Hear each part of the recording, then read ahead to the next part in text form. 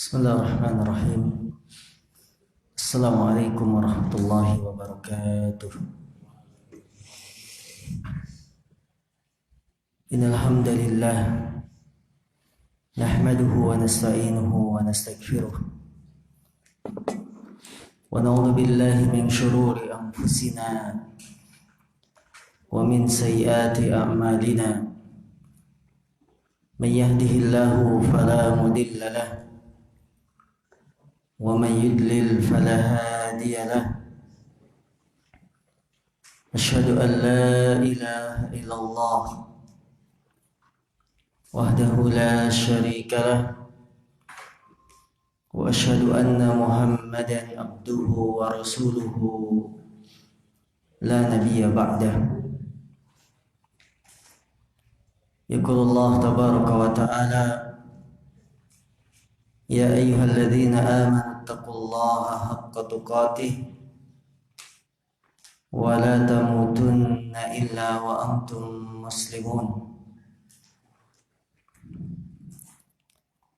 وقال أيضا: يا أيها الناس اتقوا ربكم الذي خلقكم من نفس واحدة وخلق منها زوجها وبث منهما رجالا كثيرا ونساء واتقوا الله الذي تساءلون به والأرحام إن الله كان عليكم رقيبا.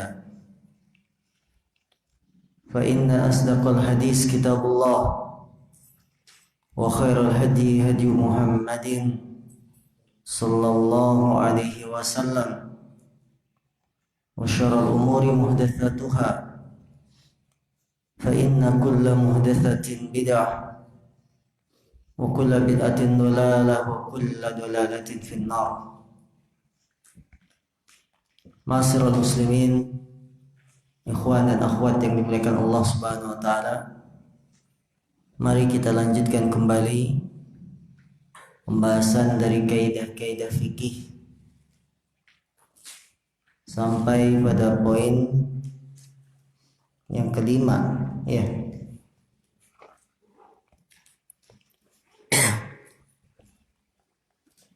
Atau yang keempat. Yang pertama, niat adalah amalan itu tergantung niatnya.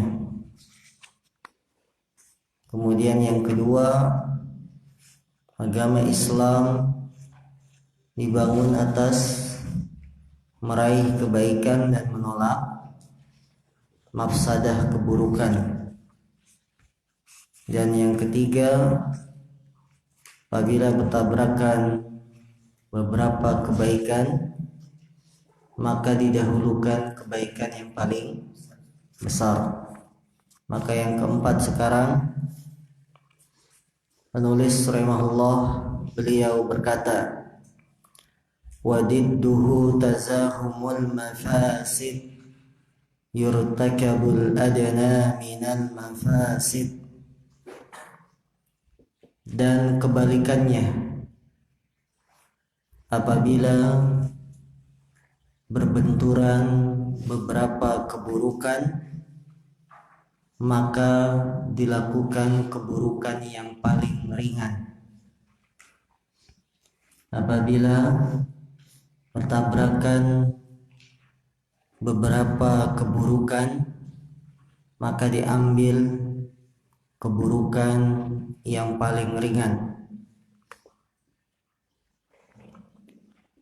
Saudara-saudariku yang dimuliakan Allah, kaidah ini adalah kebalikan dari kaidah yang sebelumnya.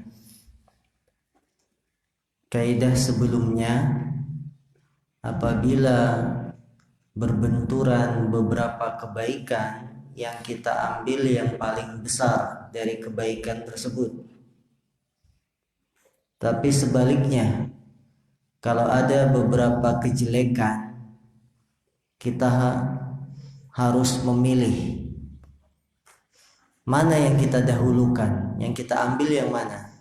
Ambillah kejelekan yang paling ringan. Ini jelek, ambil yang paling ringan. Kaidah ini berdasarkan dalil-dalil, di antaranya satu, hadis tentang seorang Arab Baduy yang kencing di masjid.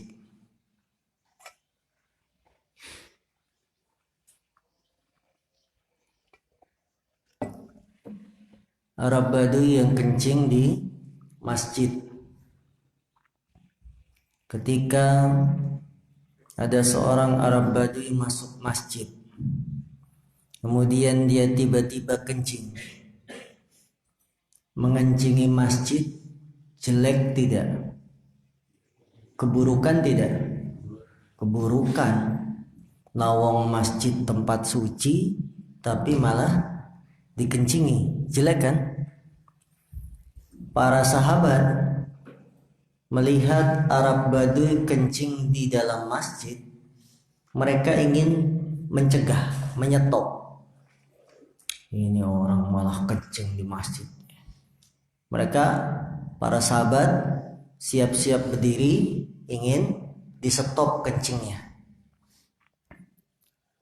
Kemudian Nabi Muhammad melarang, jangan kalian cegah dia, biarin kencingnya sampai selesai. Allahu Akbar. Pikiran Nabi Muhammad dengan pikiran para sahabat tidak sama. Pikiran para sahabat ngelihat orang kencing, pengennya langsung di-stop, dimarahin. Nabi Muhammad apa pikirannya? Jangan, biarkan sampai selesai. Mungkin ada di antara kita yang berpikir, kok Nabi Muhammad membolehkan kencing di dalam masjid? Ternyata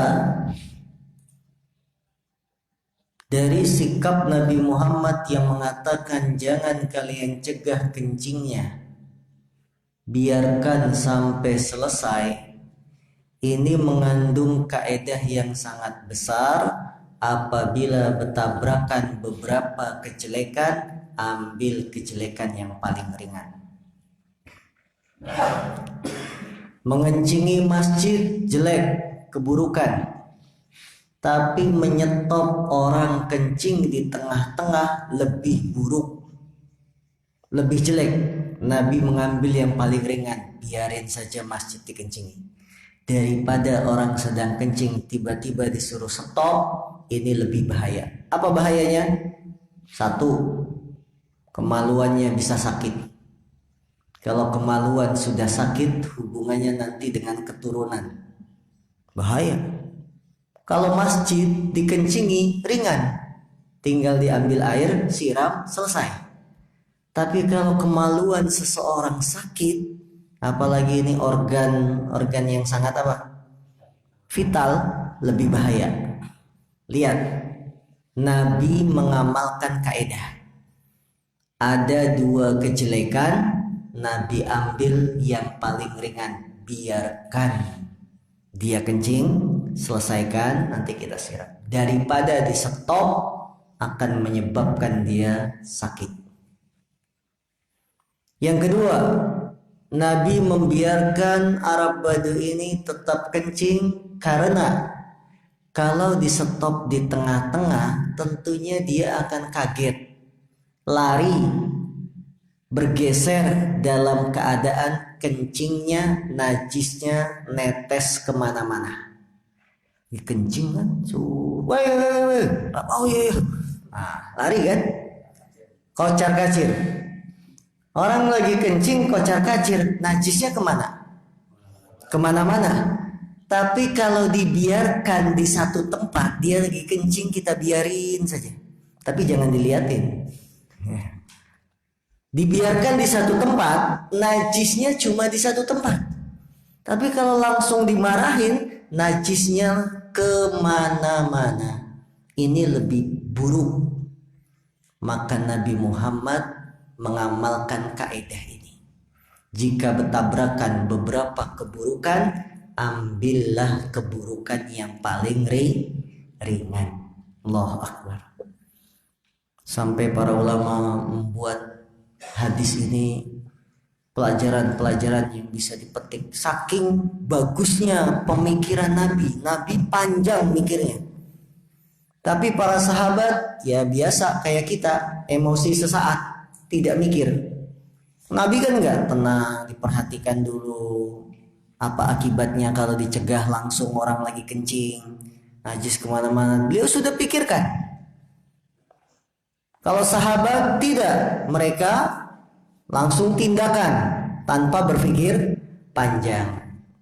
Inilah dalil yang mendasari kaidah ini. Bila bertabrakan beberapa keburukan, maka ambillah keburukan yang paling ringan. Dalil yang lain, dalil tentang kisah Khidir, Nabi Khidir.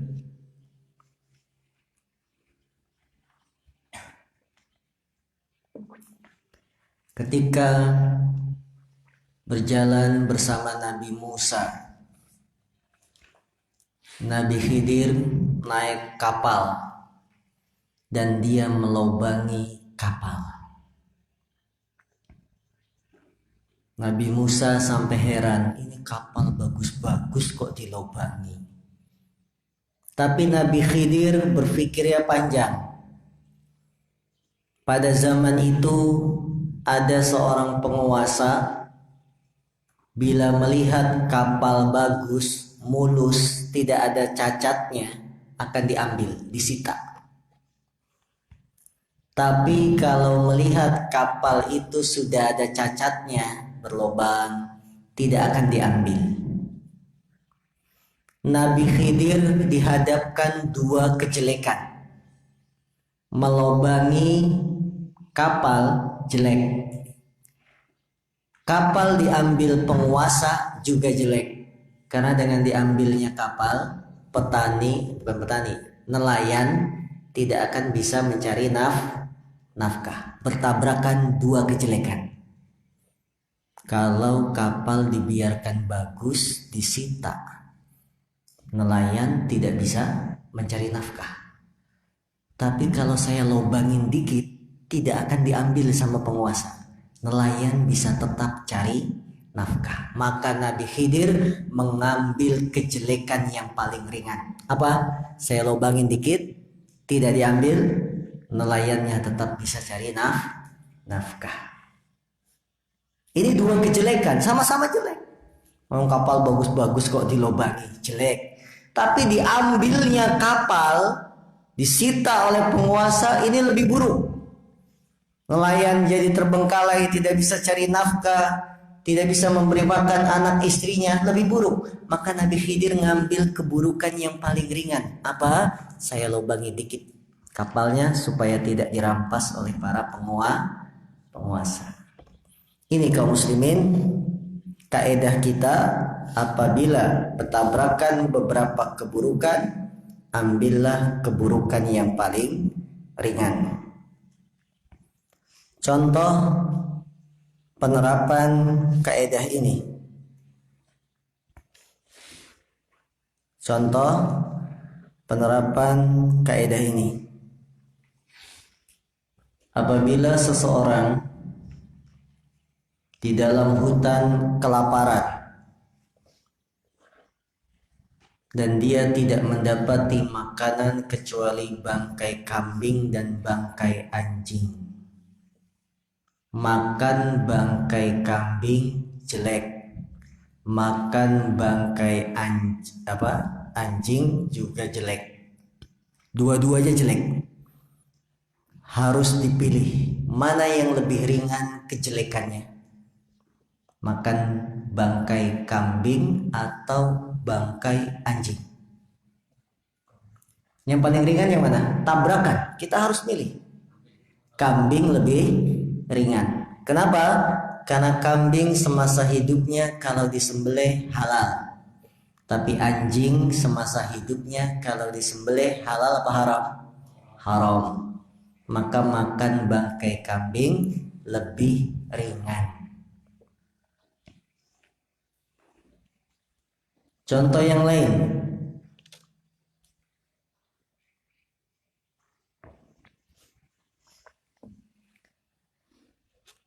sebuah kapal overload, keberatan muatan, ada barang, ada orang, ya, penumpangnya terlalu banyak, barangnya terlalu banyak, overload, harus dikurangi. Maka dihadapkan kita dua kejelekan. Apa dua kejelekannya? Membuang barang atau membuang orang. Pilih mana? Hah? Yang lebih ringan buang apa? Membuang orang ke laut jelek, membuang barang ke laut juga jelek, keburukan. Masa barang dibuang, siapa tahu isinya berlian gitu ya. Tapi ini harus dikurangi. Kalau tidak dikurangi malah semuanya tenggelam. Pilih mana? Buang orang kafir. Berarti didata dulu ya. Jadi orang kafir lebih jelek daripada barang. Pilih mana yang keburukannya lebih buruk, lebih ringan, keburukannya lebih ringan. Membuang barang, ya. Karena di sini tabrakan dua kejelekan, keburukan, kita nggak bisa menggabungkan, harus milih. Maka ambillah keburukan yang paling ringan. Contoh yang lain. Seorang wanita hamil mengalami permasalahan di dalam kandungannya. Ada satu masalah, ya. Kalau dibiarkan masalah ini, entah masalah apa, kista atau apa ya, yang berbahaya. Bila penyakit masalah yang dialami wanita hamil ini dibiarkan, maka bisa jadi ibunya meninggal, walaupun kemungkinan anaknya selamat, ya. Atau kita obati penyakitnya, anaknya meninggal, ibunya selamat. Mana yang harus dipilih? Menyelamatkan janin atau menyelamatkan ibu? Mana keburukan yang paling ringan? Hah? Menyelamatkan ibu. Berarti kandungannya digugurkan. Ini lebih ringan keburukannya daripada membiarkan penyakit itu kemudian si ibu meninggal. Di sini perlu penelitian. Seorang dokter harus menimbang mana keburukan yang paling ringan. Apakah saya menggugurkan kandungan ibunya selamat atau dibiarkan nanti ibunya malah meninggal? Ya, ini butuh penelitian. Contoh yang lain, terjadi kebakaran di sebuah kapal pesiar. Kebakaran.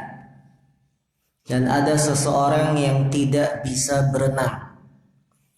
Mana yang harus dia pilih? Tetap di kapal ataukah terjun ke laut? Semuanya jelek. Saya nyemplung gak bisa berenang, jelek. Tetap di kapal, kebakar. Milih yang mana? Pilih nyemplung. Gak bisa berenang ya? Mati juga. Tetap di kapal, kebakar. Semuanya jelek. Tetap di kapal, kebakar. Turun ke laut, nyemplung, mati karena gak bisa berenang. Pilih mana? Sama-sama jelek.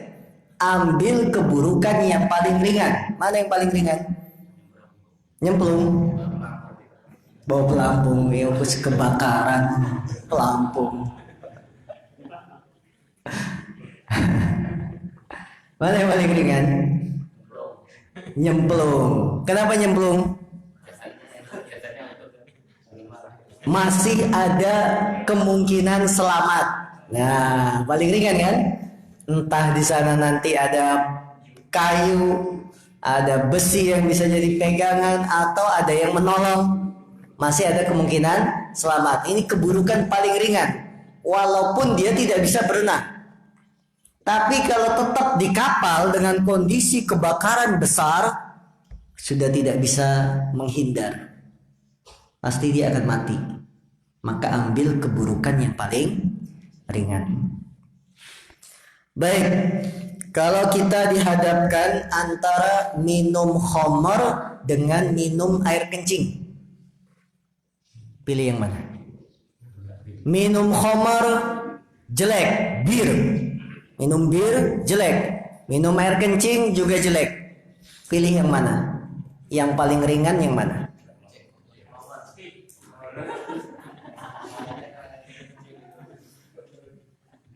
Kenapa Pak Ibnu milih khamar? Masih mending. Mending itu loh. Minum khamar mabuk. Minum kencing emang mabuk?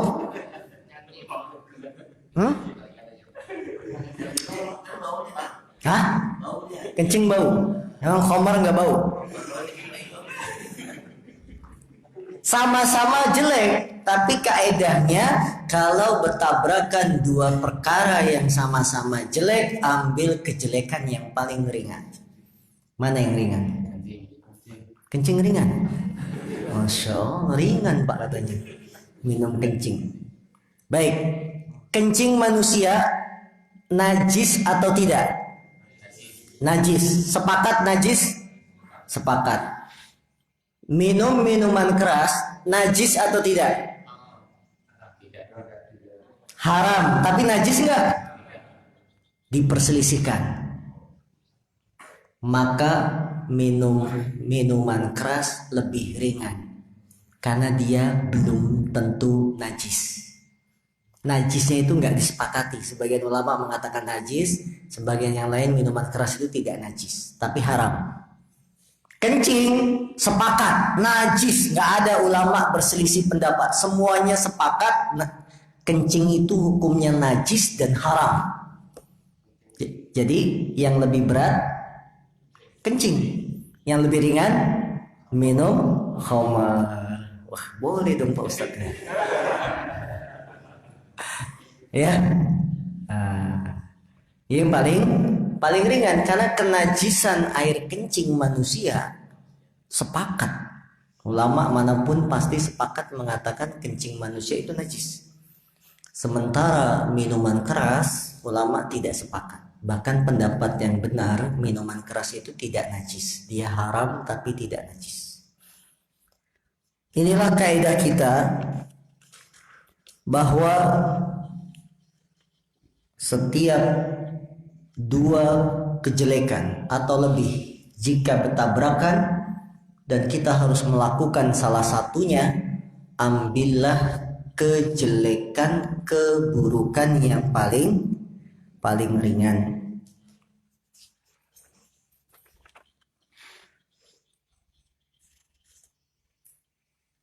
Baik. Selanjutnya penulis rahimahullah, beliau mengatakan,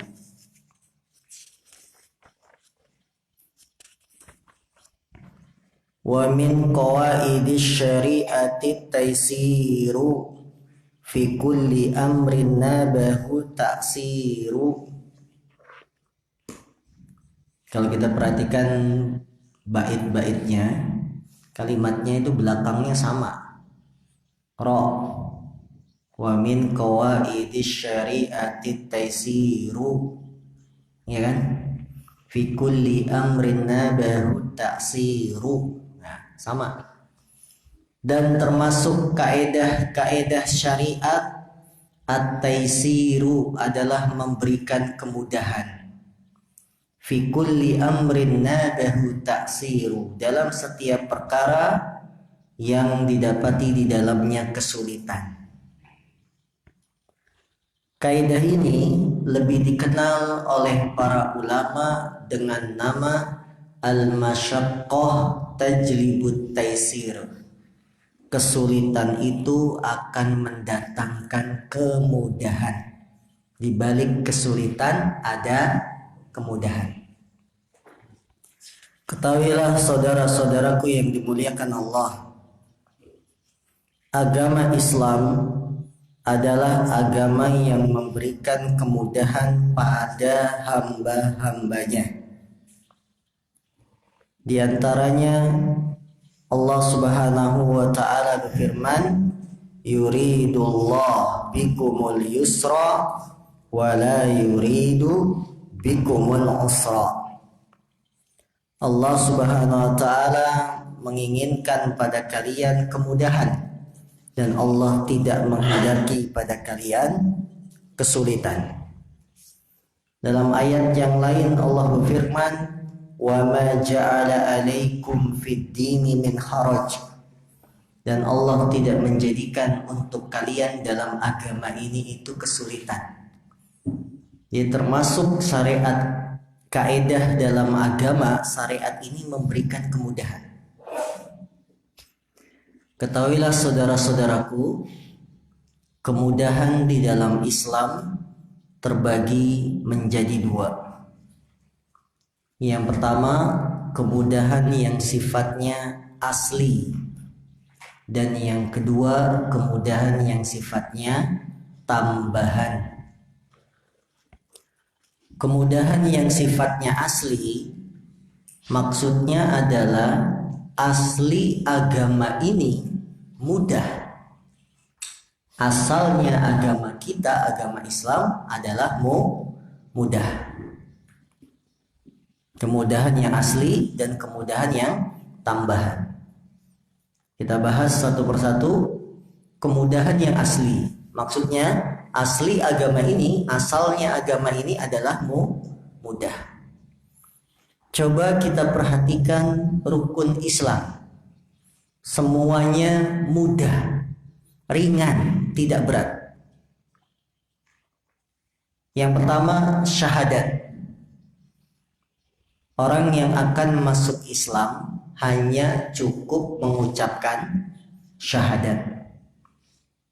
Maka asalnya agama kita bagi yang ingin masuk Islam cuma bersyahadat.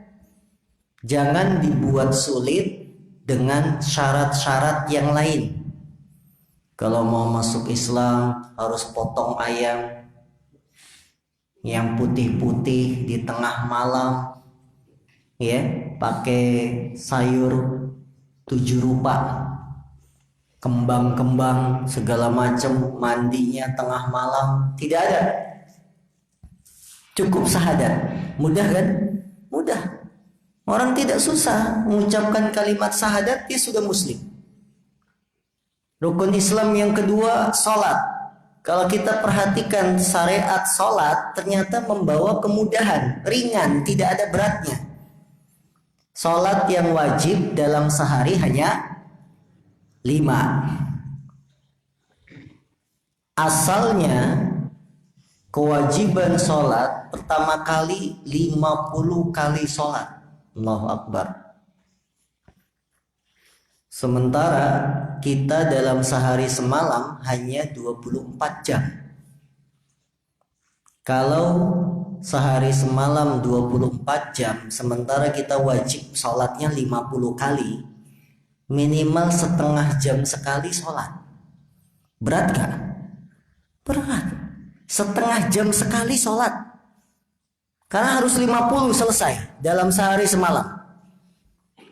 Setengah 6 sholat, jam 6 sholat. Setengah 7 sholat, jam 7 sholat. Kapan kerjanya? Berat. Maka Allah kasih keringanan.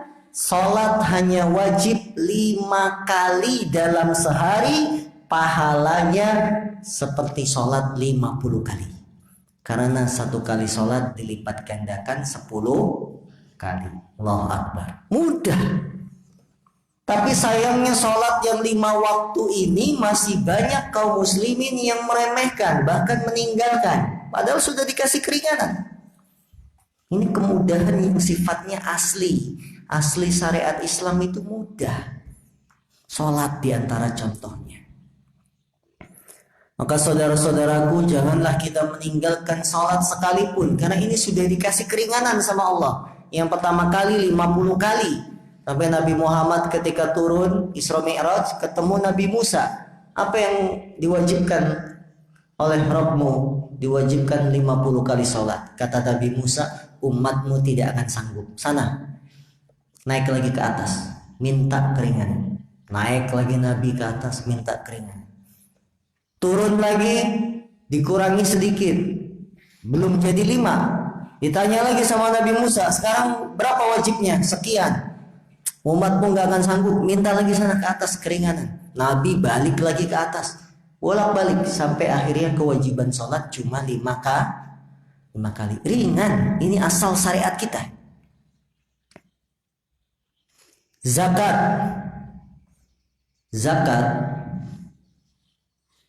Zakat yang wajib, zakat fitrah. Berapa tahun sekali? Setahun sekali. Ringan nggak? Ringan. Yang dikeluarin apa zakat fitrah? Beras. Berapa ukurannya zakat fitrah? 2,5 kilo atau 3 liter.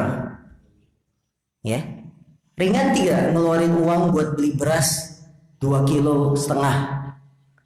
Murah. Sekilo berapa di sini? 15. Kalau 2,5 kilo 37.000. Murah kan? Murah. Zakat fitrah. Maka asal agama kita memberi kemudahan, bukan keberatan. Zakat kekayaan, zakat mal. Zakat mal syaratnya 2, mencapai nisab dan sudah lewat setahun. Haul namanya. Sudah lewat masa 1 tahun haul. Nisabnya 85 gram emas. 1 gram emas sekarang berapa? 700.000 lah. 7 kali 8 56 juta 500 ya. 5 gramnya 7 kali 5 35. Betul kan? Berapa juta berarti? 56 tambah 3 60 jutaan, 59,5. 60 juta. Nisab zakat kekayaan 60 juta. Kapan saja seorang muslim punya simpanan uang 60 juta, dia catat tanggalnya. Tanggal sekian uang saya sudah mencapai 60 juta. Kemudian dilihat 1 tahun dalam perjalanan uang ini berkurang tidak atau bahkan nambah. Tahun depan dilihat pada tanggal yang sama, jika uangnya kurang dari 60 juta berkurang karena kepake buat anak sekolah, kepake istri sakit, tidak kena zakat karena turun dari nisab. Tapi bukan sengaja, memang normal, berkurangnya normal. Tapi kalau tahun depan uangnya malah nambah, dari angka 60 naik jadi 80, maka baru kena zakat. Ringan. Dan yang dizakati hanya 2,5%. 60 juta 2,5%-nya berapa? 60 juta dibagi 40 saja berapa itu? 4,5 juta. Anda punya uang 60 juta cuma dikeluarkan 2,5%. Ringan. Jadi syariat Islam syariat yang mudah. Ini kemudahan yang asli, tidak memberatkan para hambanya yang menganut agama Islam. Puasa Ramadan rukun Islam dan dia wajib setahun hanya 1 kali, sebulan saja, bulan Ramadan. Tidak memberatkan kita puasa sebulan bulan Ramadan, tidak sama sekali memberatkan. Maka hadis palsu yang beredar, andaikan manusia tahu keutamaan Ramadan, niscaya dia akan berangan-angan setiap bulan semuanya Ramadan. Mampu nggak Pak? Tiap bulan semuanya Ramadan. Tiap malam selama setahun taraweh terus habis isya. Ibu-ibunya tiap pagi bangun jam 3 masak sahur tiap bulan, tiap hari. Mampu nggak? Nggak mampu. Makanya Allah wajibkan Ramadan cuma sekali. Itulah keringanan. Syariat kita tidak memberatkan. Ya kan kalau Ramadan suka beredar hadis-hadis palsu. Di antaranya yang berbunyi, andaikan manusia tahu keutamaan Ramadan, niscaya dia akan berangan-angan tiap bulan itu Ramadan. Ini bertentangan dengan fitrah kita. Nggak sanggup manusia tiap hari puasa, tiap hari tarawih. Ya, maka syariat Islam mudah. Ramadan cuma wajib 1 kali dalam setahun. Haji, pelaksanaan ibadah haji bagi siapa wajibnya? Bagi yang mampu. Maka yang tidak mampu tidak dituntut untuk pergi haji. Maka jangan memaksakan diri dalam syariat haji. Mampu berangkat, tidak mampu tidak usah ngutang. Pinjam ke bank, dana talangan haji. Ini namanya memaksakan diri. Padahal syariat Islam mudah, tidak memberatkan. Anda tidak punya uang, ya sudah, tidak haji, tidak dosa. Tapi manusia kadang-kadang memaksakan diri. Baru punya tabungan 5 juta, akhirnya ngambil dana talangan haji, dipinjemi sama bank, dia sudah bisa ngambil nomor antrian haji. Karena dipinjemin sama bank. Ini memaksakan diri. Antrian di sini berapa tahun? Haji reguler 15 tahun. Kenapa antrian haji begitu panjangnya? Karena orang-orang yang belum mampu memaksakan minjem bank. Aslinya tabungan dia cuma 5 juta. Karena peraturan pemerintah yang sudah setor 25 juta dapat nomor kursi, nomor antrian nunggu. Nah, orang-orang yang cuma tabungannya 3 juta pinjam ke bank supaya dapat nomor antrian. Jadilah antrian semakin panjang. Coba dibuat peraturan tidak ada pinjaman ke bank. Yang sudah punya duit 25 juta setor, dia yang berhak dapat nomor antrian. Niscaya antrian kita tidak akan selama ini. Selama 15 tahun, ya Allah. Di Bekasi itu sudah 20 tahun antriannya. Jadi kalau kita sekarang umurnya 40, 50, kemungkinan baru 70 tahun, ya sudah tua, lemes.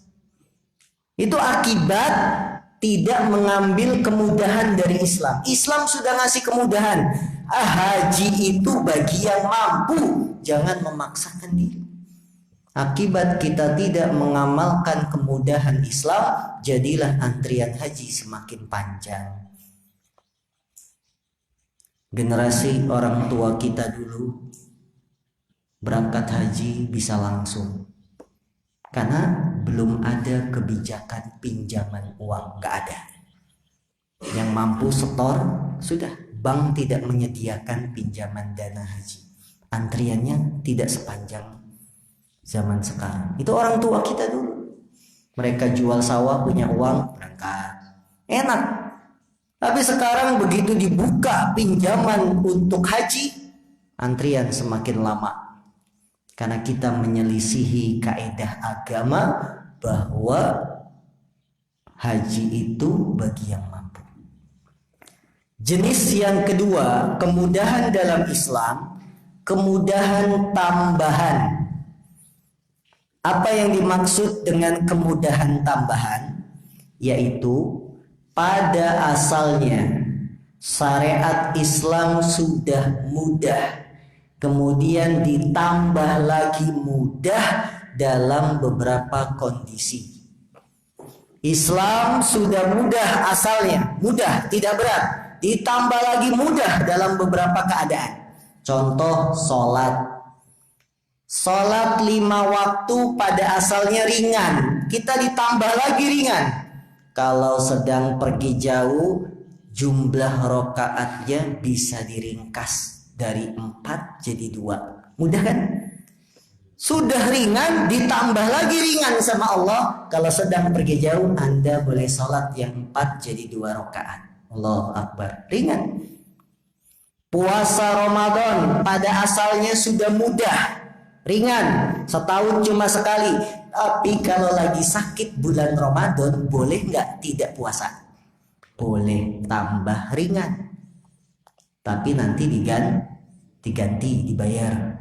Sudah ringan, puasanya cuma setahun sekali, begitu kita sakit, boleh tidak puasa. Atau dalam keadaan safar, pergi jauh, boleh tidak puasa Ramadan. Ini namanya kemudahan tambahan. Sudah mudah syariat kita ringan, ditambah lagi oleh Allah tambah ringan dalam beberapa kondisi.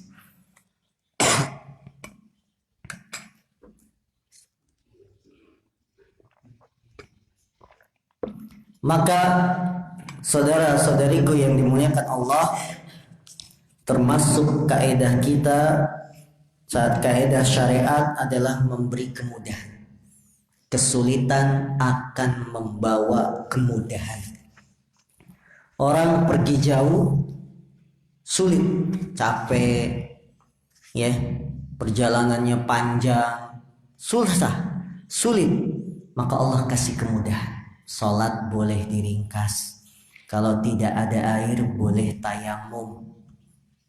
Kemudian kalau Anda pakai alas kaki sepatu boleh diusap, tidak harus dilepas sepatunya.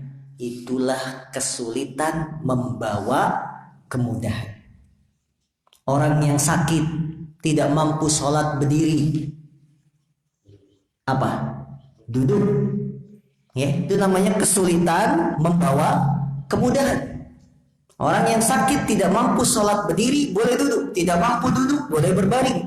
Karena kondisi sakit itu susah, kita sulit, tidak bisa berdiri, pusing. Maka syariat Islam meringankan, boleh sholat dengan duduk. Itulah maksud dari kaidah ini, bahwa setiap kesulitan akan membawa kemudahan. Penulis kemudian melanjutkan, walaysa wajibun bilaktidari wala muharramun ma'attirari. Tidaklah perkara itu menjadi wajib bila kita tidak mampu, dan tidaklah perkara itu haram dalam keadaan darurat.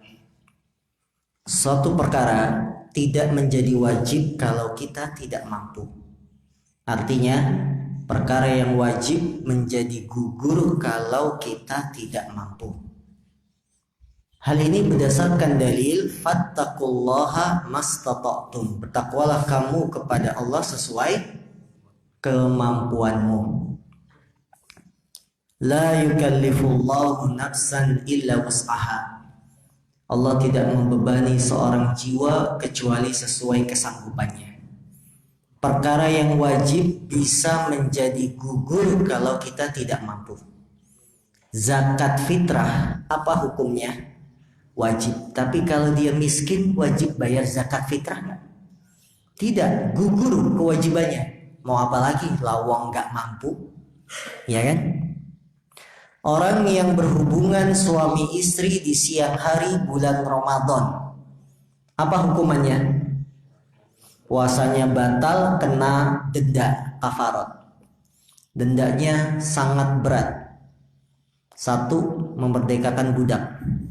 Kalau tidak ada budak, puasa 2 bulan berturut-turut. Kalau tidak mampu puasa 2 bulan berturut-turut, memberi makan 60 orang miskin. Nah, sekarang ada orang miskin hubungan dengan istrinya di siang hari bulan Ramadan. Dia miskin, puasa nggak sanggup, memberi makan orang lain 60 orang nggak sanggup. Apa yang harus dia lakukan? Dia melanggar. Dia miskin ilmu, miskin duit. Apa yang dia lakukan? Ya sudah, gugur, nggak ada apa-apa. Sebagaimana pernah terjadi di zaman Rasul. Ada seorang laki-laki datang menemui Rasulullah, ya Rasulullah, celaka saya. Kenapa celaka? Celaka saya wahai Rasul. Kenapa celaka? Ngomong. Kemudian orang ini berkata, wahai Rasulullah, saya mengumpuli istri saya di siang hari bulan Ramadan. Ya. Ditanya sama Rasul, kamu bisa bebasin budak? Tidak wahai Rasul. Kamu kuat nggak puasa 2 bulan?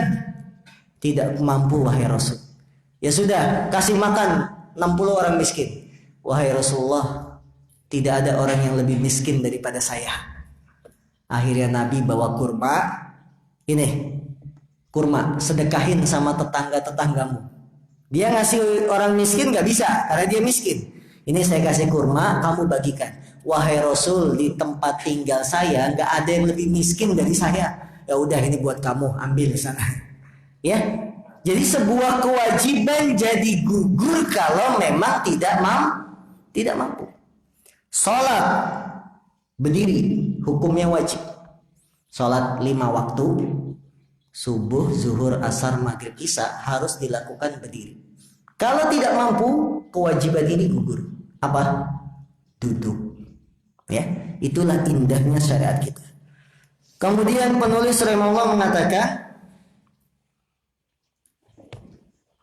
dan tidaklah perkara itu diharamkan dalam kondisi darurat, wala muharramun ma'at tirari. Tidaklah perkara itu diharamkan kalau kondisinya darurat, terdesak. Atau bahasanya yang lain, ad-daruratu tubihul mahzurat. Perkara yang darurat membolehkan sesuatu yang diharamkan. Perkara yang darurat membolehkan sesuatu yang diharamkan. Makan bangkai haram, tidak boleh. Tapi dalam kondisi darurat di hutan, kalau kita tidak makan kita mati, demi menyelamatkan nyawa boleh bangkainya dimakan. Asalnya haram, nggak boleh. Tapi kondisinya darurat, boleh. Dan ini sesuai firman Allah Subhanahu wa taala, illa maturitum, kecuali ketika kalian dalam kondisi darurat. Ini pengecualian. Maka perkara yang haram tidak menjadi haram kalau kondisinya darurat. Kemudian contoh yang lain, wanita pada asalnya tidak boleh menampakkan aurat kepada laki-laki asing. Boleh wanita buka aurat di depan laki-laki yang bukan mahram? Nggak boleh, haram, nggak boleh. Tapi dalam kondisi darurat, istri mau lahiran, persalinan, nyari dokter wanita karena jam 12 ke rumah sakit, tidak ada bidan, tidak ada dokter wanita, adanya dokter jaga, dan itu laki-laki.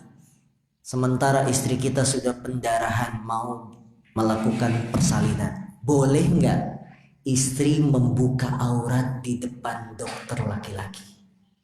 Ini darurat, sudah mau lahiran, pembukaan 5, pembukaan 6, darurat. Boleh. Ya, dalam kondisi darurat sesuatu yang haram dibolehkan.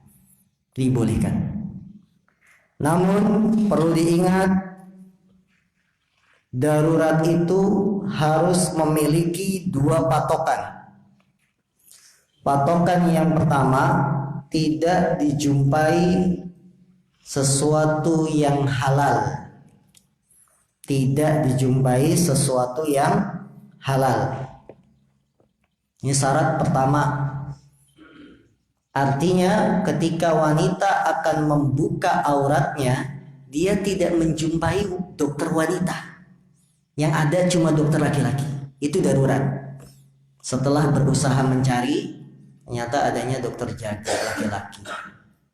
Syarat kedua, darurat itu dikatakan sebagai darurat kalau tidak diambil dia akan mati. Itu baru darurat.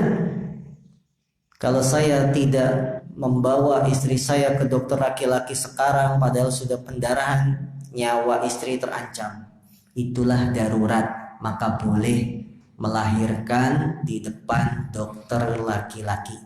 Karena wanita melahirkan pasti akan kelihatan auratnya. Dengan demikian kaum muslimin, kita jangan gampang-gampang menilai sebuah perkara itu darurat.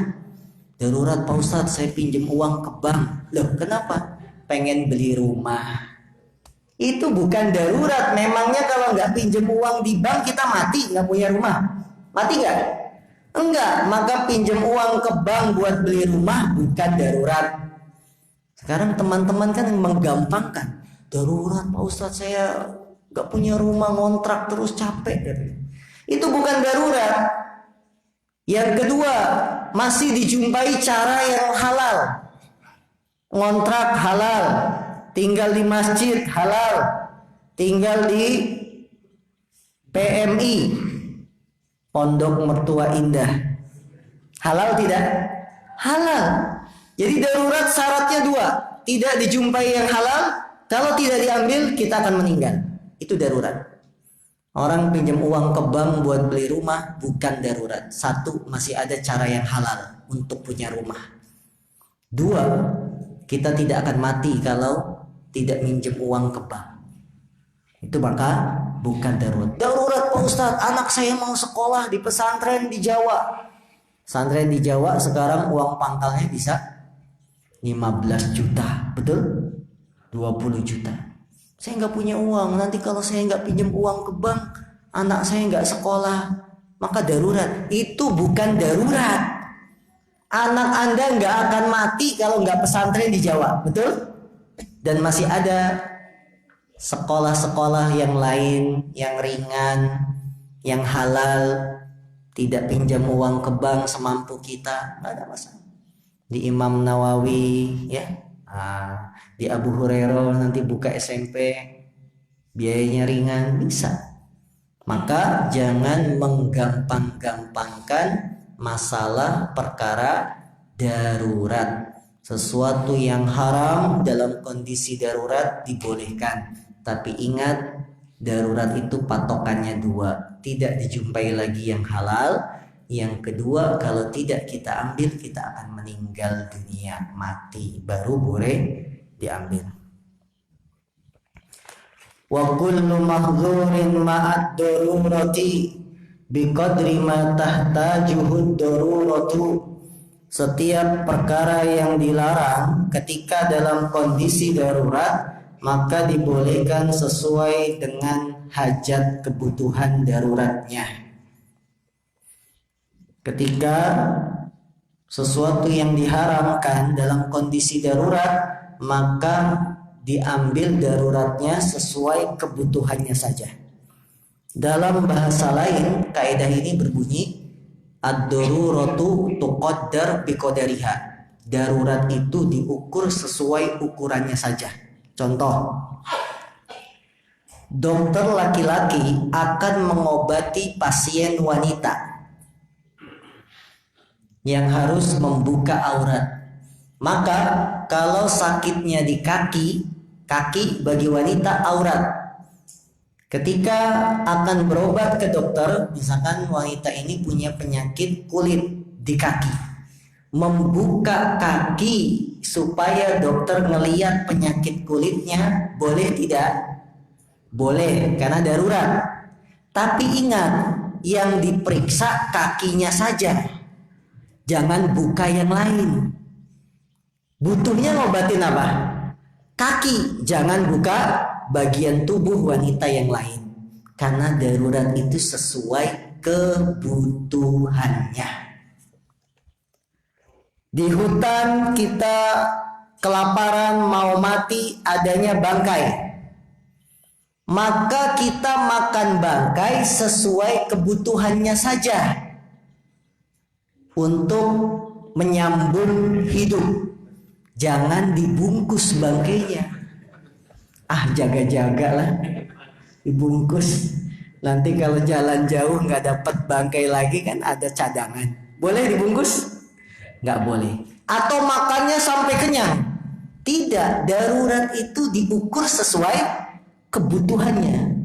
Jangan makan bangkainya sampai kenyang, hanya sekedar menyambung hidup.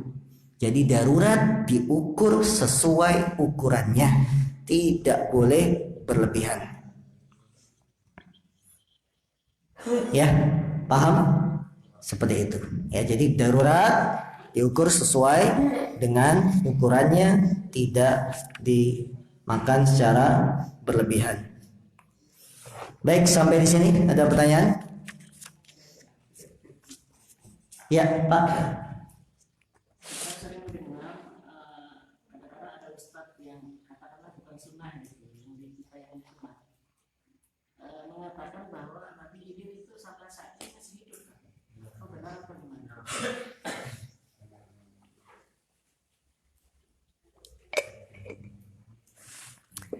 Ada yang mengatakan Nabi Khidir sampai sekarang itu masih hidup. Benar atau salah? Ini hanya hayalan. Hayalan orang-orang Syiah yang mengatakan bahwa Nabi Khidir masih hidup. Ya, dan termasuk tanda hari kiamat yang masih hidup Nabi Isa. Karena dia diangkat ke langit. Diangkat ke langit. Dan akan turun nanti di akhir zaman. Dan yang belum turun juga Imam Mahdi. Imam Mahdi itu bukan Nabi Khidir, beda. Ya, Imam Mahdi nanti akan turun. Nabi Isa akan turun. Ini yang belum mati, karena Nabi Isa masih berada di langit. Nanti dia akan turun, membunuh babi-babi, menghancurkan salib-salib, dan mengikuti ajaran Nabi Muhammad. Itu yang benar. Wallahu a'lam. Ya. Cukup, nanti kita sambung jam 9 insyaallah. Subhanaka Allahumma bihamdika asyhadu an la ilaha illa anta astaghfiruka wa atubu ilaik. Walhamdulillahirabbil alamin. Assalamualaikum warahmatullahi wabarakatuh.